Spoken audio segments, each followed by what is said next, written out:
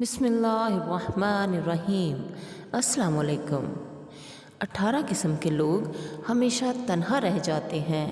Number 1، دوسروں کو شک کی نظر سے دیکھنے والا انسان تنہا رہ جاتا ہے کیونکہ اسے سبھی برے لگتے ہیں۔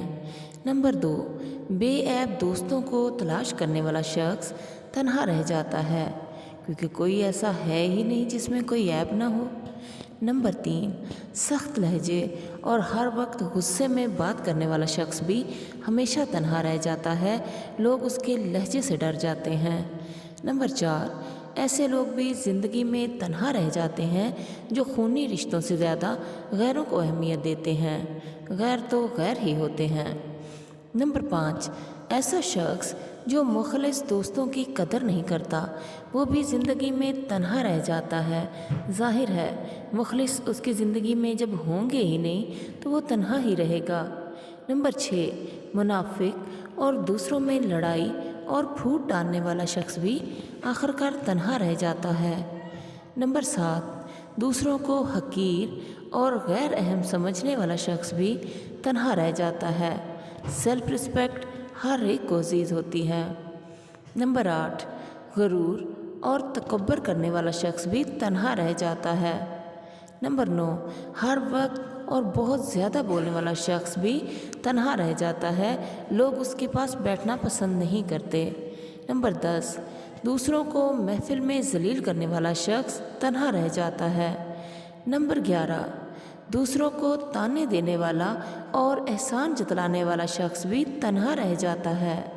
نمبر 12، دوسروں کے راز فاش کرنے والا شخص بھی تنہا رہ جاتا ہے، لوگ اس سے دور بھاگتے ہیں۔ نمبر 13، نشہ کرنے والا شخص ہمیشہ تنہا رہ جاتا ہے۔ نمبر 14، ہر وقت ماضی میں جینے والا شخص بھی تنہا رہ جاتا ہے، وہ حال اور مستقبل کے بارے میں سوچ ہی نہیں پاتا۔ نمبر 15، ہر وقت ادھار مانگنے والا اور واپس نہ کرنے والا شخص بھی تنہا رہ جاتا ہے۔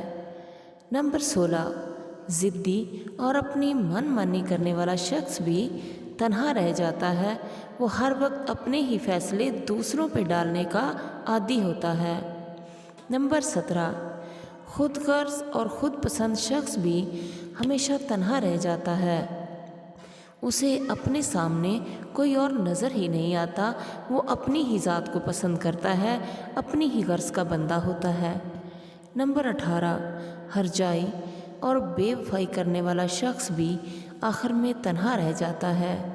جو شخص کسی ایک کا نہیں ہو سکتا بعد میں کوئی بھی اس کا نہیں بنتا۔ پیارے ساتھیوں، کوشش کیجئے کہ آپ میں یہ عادتیں نہ ہوں۔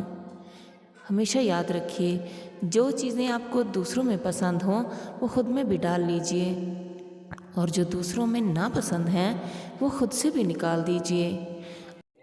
پیارے ساتھیوں، اپنا بہت سارا خیال رکھیے گا۔ اللہ تعالیٰ آپ کا حامی و ناصر ہو۔